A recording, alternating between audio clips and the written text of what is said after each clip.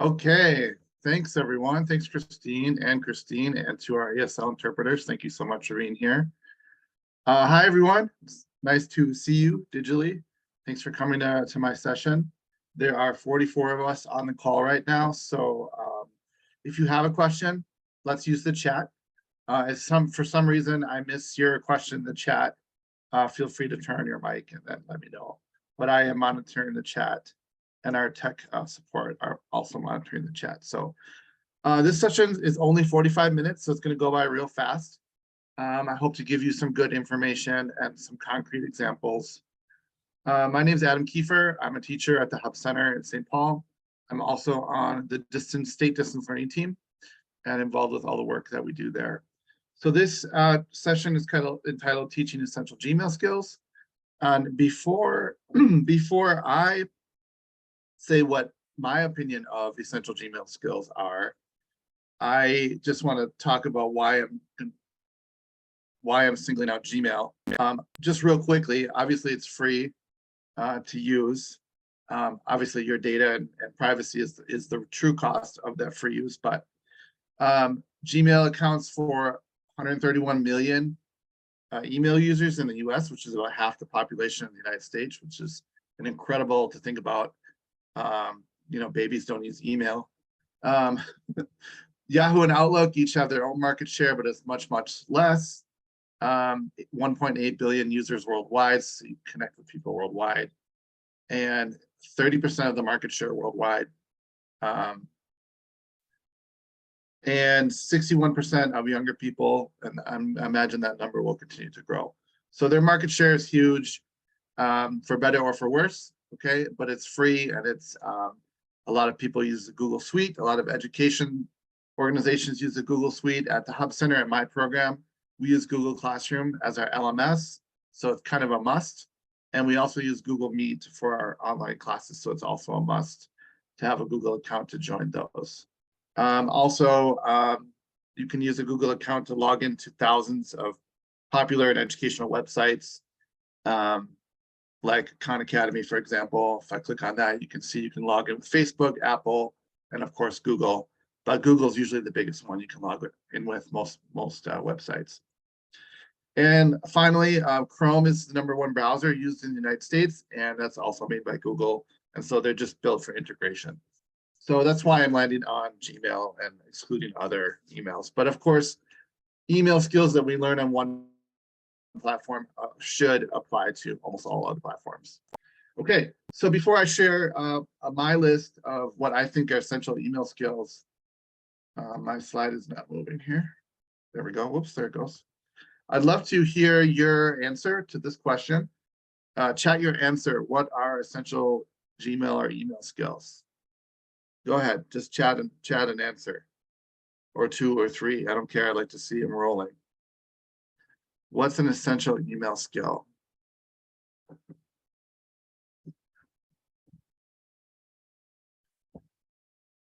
Read, write, and send emails, composing, search for senders, checking spam, deleting emails, reply all, attachments, organizing, finding emails, email etiquette, appropriate subject line, BCC, searching, managing, sending, replying, deleting, unsubscribe. Yes, I'm going to talk about that today, Ann. Create groups. Switching from email to Google Drive, okay. Great, creating an email account, yeah. Reply versus reply all, okay, great, love it. Forwarding, great. Yeah, I mean, of course, all of these are essential. These are the North Star digital literacy standards for using email, okay, that we're all supposed to be integrating into all of the classes that we do. It's part of our core curriculum, along with ACES and TIFF and CCRS. There are 13 standards, North Star standards. For me, the ones I highlighted in green are you guys seeing my screen, by the way? Are you guys seeing this? Okay. Are you guys seeing the North Star standards? Okay, cool. Okay, well, it's not highlighted in green like it was when I initially started. Okay, thank you. For me, the ones in green are essential, and then I have another list. I'll showing you on the next slide. So for me, obviously logging in, sending an email, including subject, the body, and the two. Open and reply to an email, understand, reply all, forward, and then managing email and all the little sub things under there. There are other ones on here that I don't think are as essential, but of course they're worth teaching. But I have a second list. This is based on my experience teaching. This is my third year now teaching a class that kind of I created from scratch called Everyday Digital Literacy. And I use the North Star standards as a starting point and built from there. And so I have a couple years experience now teaching students of a huge range of skill sets, abilities, and digital literacy skills. All kinds of digital literacy skills, but we spent a long time on email because I think it's so essential. But so this is based on my personal experience. And again, this is just my personal opinion on some of these. So moving on to some other ones I consider essential. I kind of have a first tier and then a second tier. So the first tier, I'm going to say copy and paste or / insert a link. Some of you said do an attachment, and I think most of the things that we said now are not physical attachments. They're links. They're links to a digital document. So I'm not saying it's not important to teach attaching a document, how to open an attachment. But I'm saying that now most of our attachments are in fact links. And so how to copy and paste, create a link, and then also hyperlink text, right? Those are your two choices, right? You insert the full long link of the digital document or the URL, or you type some text and then you hyperlink that text. And both are essential in my opinion. How to get back to the primary inbox. Most of us have multiple emails on all of our devices, and our students do too. And how to get back to the inbox you want to can be challenging for some students. So just getting to the place I want to go. Reading email previews. I cannot tell you how often I will sit next to a student and I will just say, oh yeah, open the email from me. And it says from Adam Kieffer, digital literacy, like couldn't be any clearer, but they can't, in the full page of the text, they can't see it. And they need that skill. They need that skill. So, oh, people are having audio problems. Sorry about that. Yeah, that was happening in one of my other sessions. Sorry, guys. I think that's might be your personal internet. Sorry. Use the search box. So somebody, 3 or 4 of you said that in the earlier. Managing the inbox and understanding the difference between archive and delete. How to use Gmail protection tools. I think someone wrote unsubscribe, which I'm going to talk about today. Knowing the basic rich text editor tools. So undo, redo, bold, kind of the basic ones. Insert a link, insert a photo. How to schedule send an email, I think is super important. And understanding labels. So that's tier 1. And then I also have tier 2. Oh, and then last one under tier 1 is how to recover and make a new password if it's forgotten. And then we can't do the things in tier 1 or the digital literacy, the North Star standards, unless tier 2, we have those skills, which is like how to navigate between the Google, all the Google apps and Gmail, and understanding that Gmail is a part of Google. How to switch between email accounts on your device. Adding another email. So when you get a new email or a new phone, or adding your emails to that device, or even removing an old email from a device. How to manage your Google account. So we know this, right? When we're trying to help students recover their password and they have an old phone number they can't remember, or it's their cousin's phone number, or they have an old Hotmail that's their recovery email that, of course, they can't get into that either. So how to keep your current Google account up to date, and that would include your name too, how your name's displayed. How to check spam and junk folder, how to check the all mail folder, and how to free up Google account storage. Excuse me, which is becoming more and more a problem, especially for Android users. So if you have a Google phone or Android phone or a phone that uses Android as its operating system, the default is to save everything to your Google account, right? All your videos, all your photos, all your Gmails, all your Google Drive is saving, and you're going to fill up your free Google storage real quick. So learning how to manage that and free up space is, I think, is essential, because once your Google account is full, you stop receiving emails. We've probably experienced this with some of our students, and you might have actually experienced this with your own Google account if you're an Android user, and you frantically searching how to free up space so you can start receiving emails again.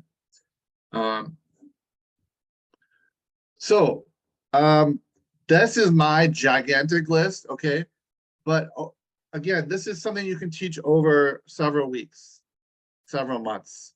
I try to chunk stuff. And so before I go into some concrete examples with you, I'm just going to give you some, based on experience and based on some research I've done and PD I've had over the past years, I've kind of consolidated best practices. And this is a more philosophical, you'll see once you start reading the list or once I start showing it to you, that this is a more philosophical best practice list. But the older I get, the more philosophical I get. I feel like the more Yoda-ish I get. So bear with me. But maybe you'll understand what I'm saying. So obviously the first one for me is show, don't tell. Obviously with you guys, I can talk at a rapid rate, and we only have 45 minutes for this session. But with many of my adult learners, that's not helpful or useful. And so really my instruction is based on show, don't tell. Demonstrate again, make a screencast, take a screenshot, send them to a short YouTube video they can watch over and over again. Chunk content, keep it simple, smarty pants. Keep it to a couple items, a couple new. If you're throwing everything, what you're throwing is at your students in this lesson is new for most of your students, then chunk it. Keep it a couple discrete tasks that you're going to work on in that class session.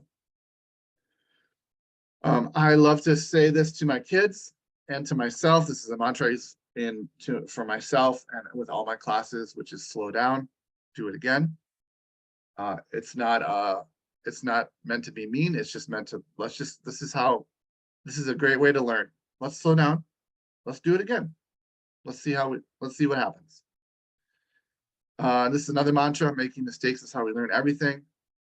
There's a lot of fear that people have in their minds and in their bodies around technology. And so a lot of my job as a digital literacy instructor, or your job as a teacher, is to slowly over time kind of ease that fear and release it and show them that even if you make a mistake, take a deep breath, slow down. It's okay. You can't break it. Even if you delete it or make a mistake, you can undo, you can recover. Okay, you can make it again. I know you can. There are tools to undo the mistake you made. And even if you made a mistake, that's how we learn everything in life. So these are my mantras that I try to kind of invest in my digital literacy students. So these are some of the phrases that I use. And of course I use show me. Okay, show me what you know, show me what you can do, show me what's happening when you get stuck. When they get frustrated, they get frozen, everything disappears. Okay, show me what's happening. And then if it's a good example, I will ask them, I'll take their device and I'll put it up on the screen. I'll get to that in just a second. And then I'll ask them, what do you think? So if they come to me immediately, I try to break that dependence early on when I have a new student in the class. Not break it, but instead of them coming to me for every single question, every single time they get stuck, I'll ask them, well, what do you think you should do? Or where do you think you should click?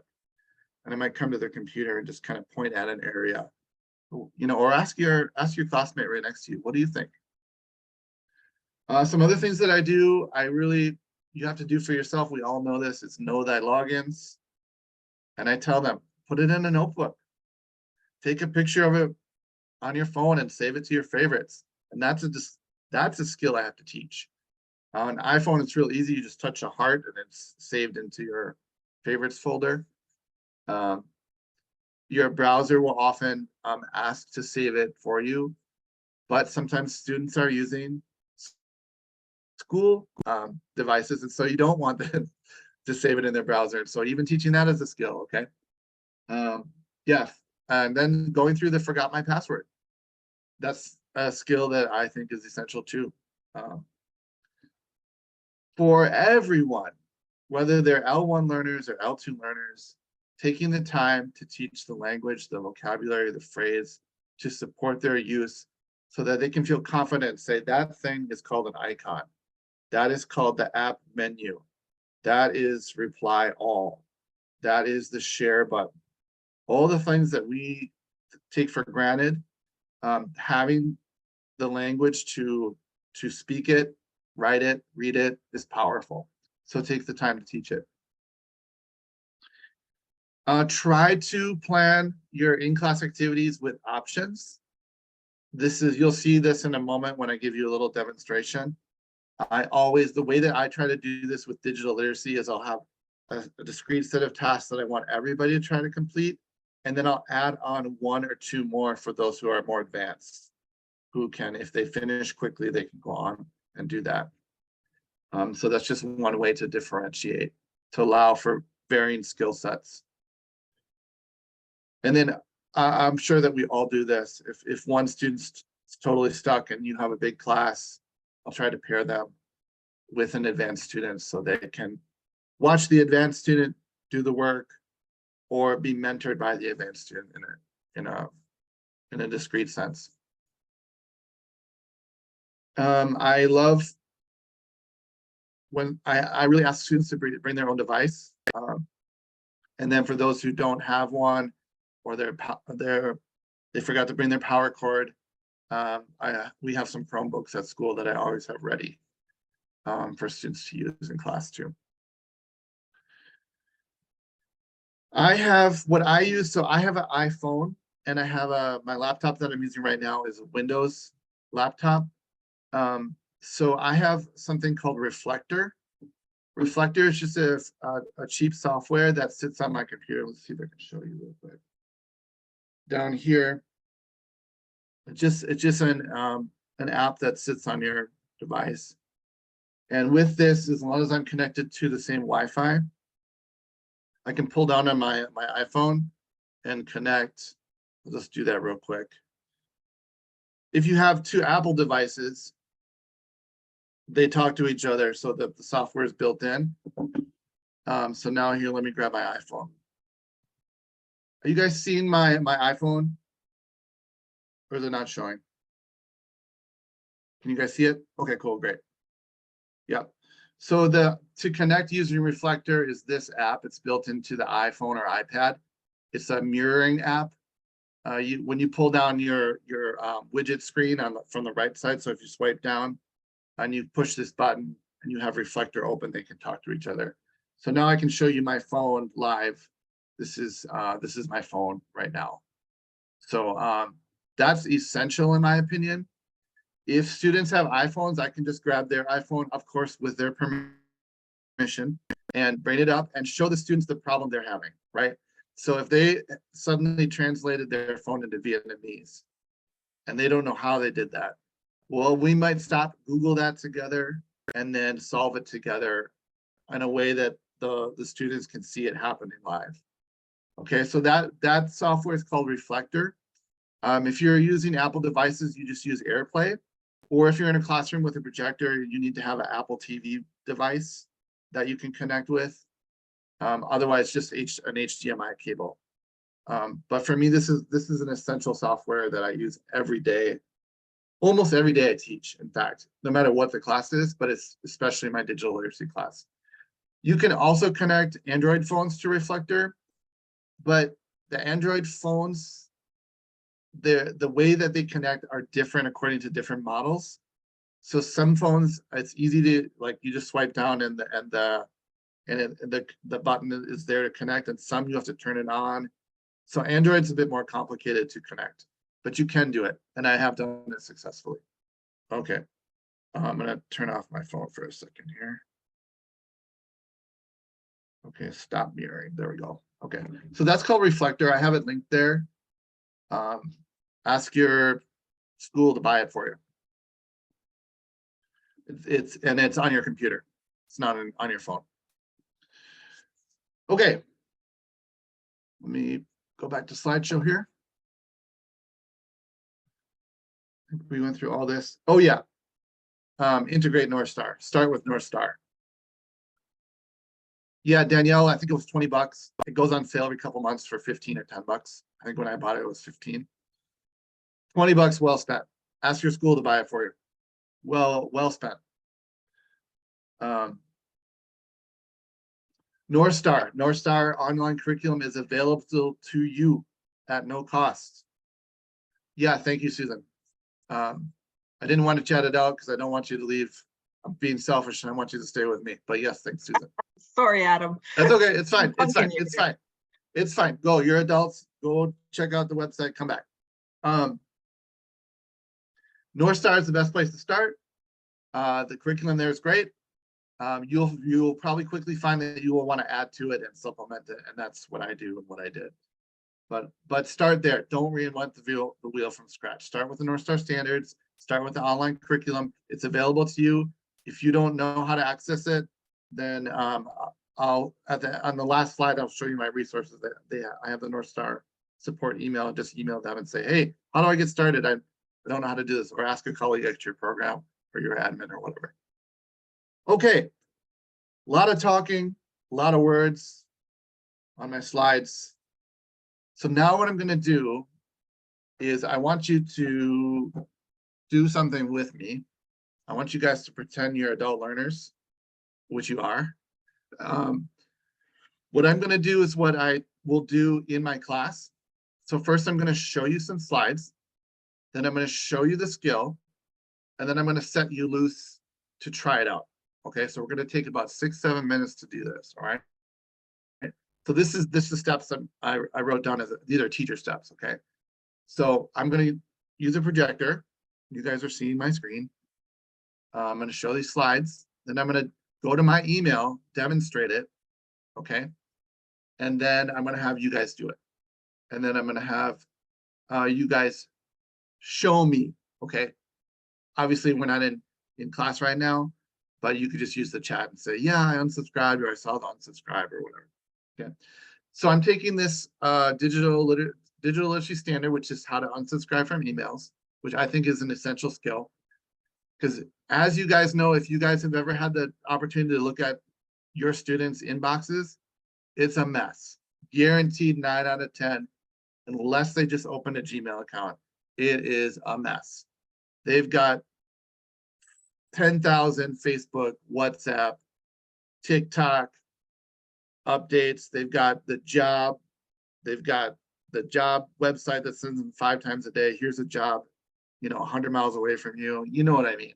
Their inboxes are a mess. So unsubscribe, I think, is a key skill. So here's the slides. So I'm going to just be the teacher in the class just for a second. Okay, so this would be my first slide. So today, guys, I'm going to teach you about how to unsubscribe. Unsubscribe. Unsubscribe. Can you say it with me? Unsubscribe. Unsubscribe. The stress is on scribe. So it's unsubscribe. Unsubscribe. It's 3 syllables. And that means you will stop getting the emails you don't want. So any emails that you're getting a lot of, you see too many of them and you don't need them, you don't want them, you're done with them, you can unsubscribe. You have to find the word in the email, unsubscribe, and the word is usually very small. It's difficult to see. So I'm going to show you some examples of where to find the word unsubscribe in your email, okay? So here's a picture of an email from T-Mobile, all right? And right at the top, it says unsubscribe, but it's very small, okay? I would have looked right here first because it's big and pink. I would have missed that, but it's right here and I can click that. Here's another example. most of the time the word unsubscribe is down at the bottom of the email, all the way down at the bottom. So I have to scroll down. I have to go down to the bottom of the email to find the word unsubscribe. And you can again see it's very small. It's really small and difficult to see. It's hard to click on sometimes. When you click on the word unsubscribe, sometimes it will ask you another question, or it will take you to another website. And it will ask you, just like this one, are you sure? Are you sure you'd like to stop receiving similar messages? Okay. And at this point, if you made a mistake, you can cancel. Okay. You can click the X, you can click cancel, or if you're sure, yes, I don't want this anymore, you can click unsubscribe. Okay. So sometimes you have to click 2 or 3 times to really unsubscribe. Sometimes an email won't have the word unsubscribe. They will have a different word. So these are some examples you might see. You might see update your preferences.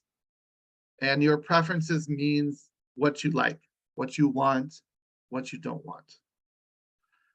There you see unsubscribe. So you can get some emails, but not all of the emails they send you. Unfollow. Unfollow means the same thing as unsubscribe. You don't want any more from them. You don't want to see it anymore. You don't need it anymore. So you click unfollow. Here it says you can unsubscribe from receiving such communications by clicking here. So here you don't click unsubscribe. You click here on the words clicking here. And you can see that because they're underlined. Okay, they're underlined. And when you put your cursor there, it will turn into the hand. And one more example, to remove yourself, you click on the link below. So there might be some link below that text that says a totally different word, okay? But they have some long link below that text, and you can click on that link, and that will take you to the unsubscribe page, okay?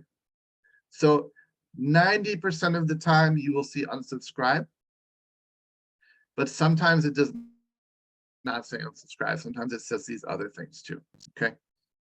So if you're on your phone, if you're on an Android phone and you have an email open, you won't see unsubscribe at the top. You'll have to click on the menu, and then you'll have to scroll down to see unsubscribe. So you'll have to click the menu at the top, the 3-button menu, scroll down, and then click unsubscribe. If you have an iPhone, they usually put unsubscribe at the top, okay? So they will say this message is from a mailing list, and the unsubscribe will be at the top. So this is a picture of an iPhone on this side, and these are pictures of an Android phone on this side, okay? So Android phone, you have to click 1 or 2 times. On the iPhone, you can click on the top, or you can do it in the email too. Okay, who knows what unsubscribe means? What does that mean? Can someone just write in the chat what unsubscribe means? What do you understand about unsubscribe? Go ahead, someone just write in the chat.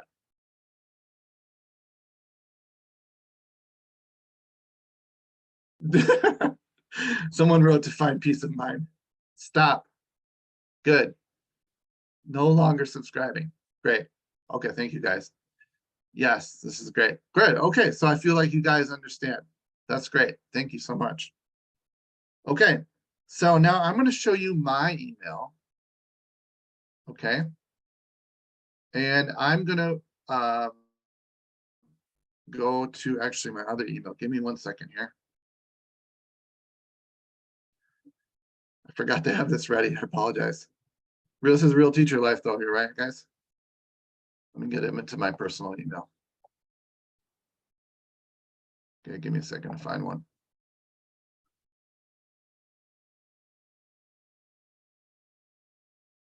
One second. Okay, here we go. Okay, I'm willing to show this. All right, so right here, here's an email. It says fidelity alerts, deposit received.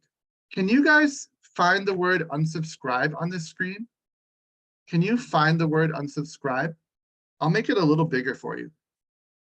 Let's see if you can find it. Actually, that's too big. Okay, let me know when you see the word unsubscribe. Let me know when you see it.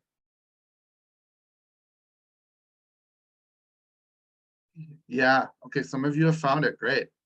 Let me tell you something. It's actually 2 places. You can actually see the word unsubscribe in 2 places in this email. Remember, I told you to look at the top and also look at the bottom. So let's see if you can find one at the top and find one at the bottom. Okay. I'll give you another second to look. Okay, I'm going to show you now.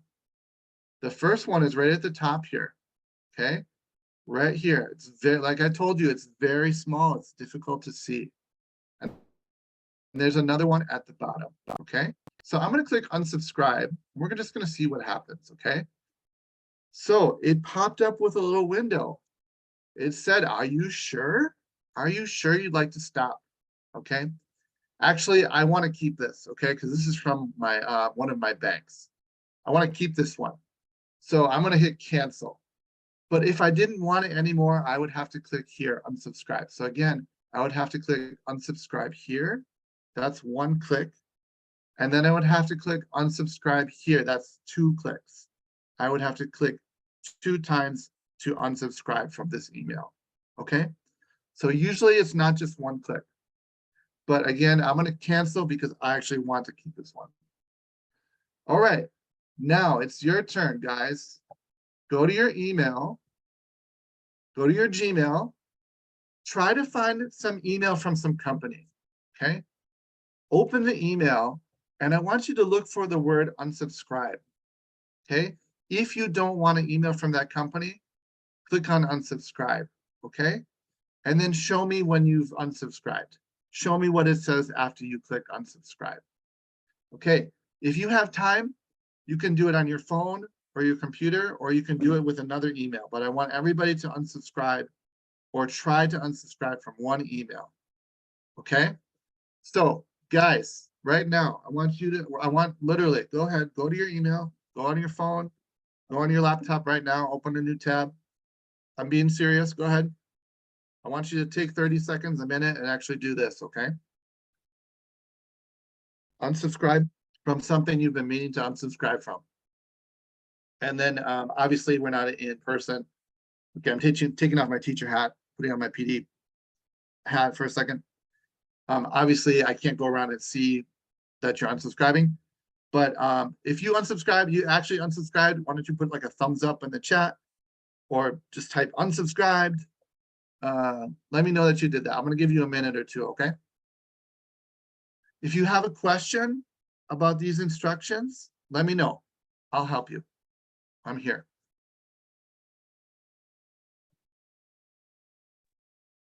I have a question, Adam. Yeah.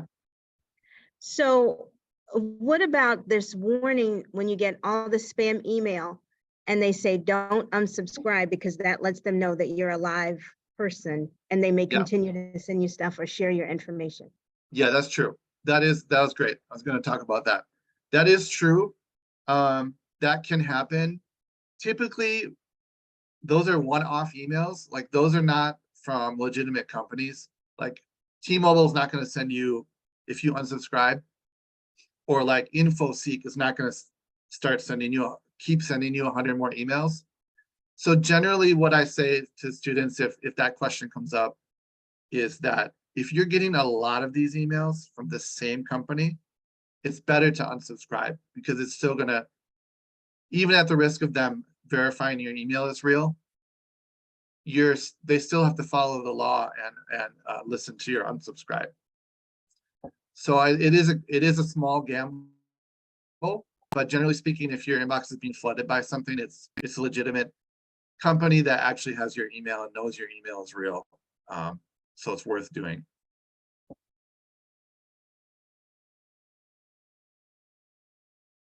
Yeah, but thank you for bringing up that nuance. There's always nuance in digital ed skills, and it's always changing.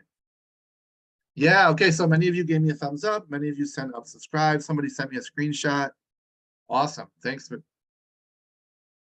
Thanks. I'm gonna say your name wrong. Miguelito. Michael.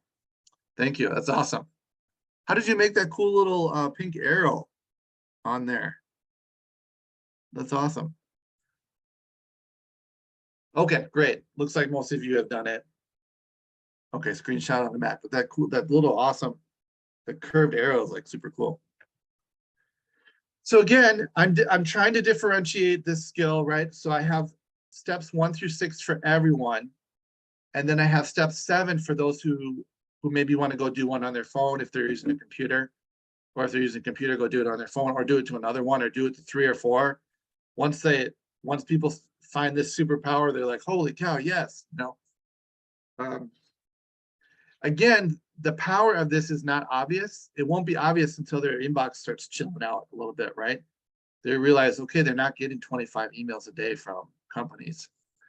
So the next time you have class, you can, bring this up again and be like, did you stop receiving emails? Is your inbox a little bit less busy? Let's take a look. Oh my gosh, I got 7 minutes. Okay, 45 minutes is not enough. Okay, what I have done is given you, or will give you, in the participant folder is a PDF of my slides that include all the links. Okay, the links should be active. And one of the links is, two of the resources are my full slides that I give to students. So I have this one's called Gmail Skills 1, and it goes over a few things, and unsubscribe is one of the things, okay? So it goes over like what is a difference between a URL and a Gmail. It goes over unread emails, checking your spam folder, showing what they look like on a phone versus what it looks like on a computer, on a website. Okay, so that is there for you if you want to see what my actual slides look like. Okay, again, this is just one of my email lessons. This is designed for a 2 to 4 hour class, depending on the skill level. And then I also always design a quiz. So this is what the quiz looks like. It's just based on everything we covered. And I email this to them before class, and so they can open the email when I tell them and take this quiz. And then of course we talk about the quiz in class. Sometimes if we run out of time, I'll assign the quiz as homework, and then beginning of next class, we'll talk about it. Allison, my digital literacy class goes the whole year, and it only meets for 2 hours a week. And I wish it met twice or 3 times a week, because there's so much content, and my students do too, because only once a week it's too much. So hopefully next time I teach it, I'll get to teach it more. When I taught it last year, it was twice a week, which was much better. Okay, so these are for you to look at a later time, because we're already at 5 minutes left in the session. Okay, so resources that I already mentioned. North Star. Email them if you're not connected to them in any way. If you're not using it, get a login, get a teacher login, an admin login, and start using that as your base. Okay. This is a link to the email standards that I showed you earlier. Okay. If you click on North Star standards, and for example, I clicked on using email, there's all the email standards that I showed you. Okay. And then if you go into the curriculum, once you log in, you can go into the curriculum, and the PDFs are there and the links are there, and it's already made. It is a free resource that is available to you now, so use it. Okay. Start with it. Links, teaching skills that matters. Many of you have subscribed to links, various links, the message board, newsletter, whatever. Links has a great site called Teaching Skills That Matter Digital Literacy. Lots of great lesson plans here. Their lesson plans are pretty cool. They're a little bit higher level than most learners I teach, but still some great stuff, a couple great videos here. So I just threw that in there. You should subscribe to the Minnesota ABE PD YouTube channel if you don't. Okay, we have a YouTube channel. Like this video is probably going to end up on the YouTube channel next week. So subscribe using your Google account. The OTAN, so the California Digital Literacy PD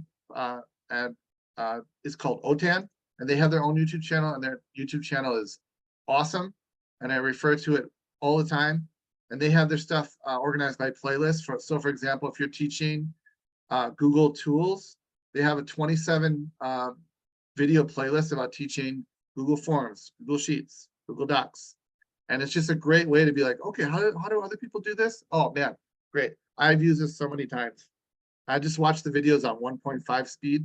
You guys know what I'm talking about on YouTube? So you can click down here on the settings and you can click on playback speed. And I tend to watch stuff on 1.25 or even 1.5. I can hear them and I can watch what they're doing, and I can watch a 1 hour video in 40 minutes. You know what I mean? But that's me. That's how my brain works.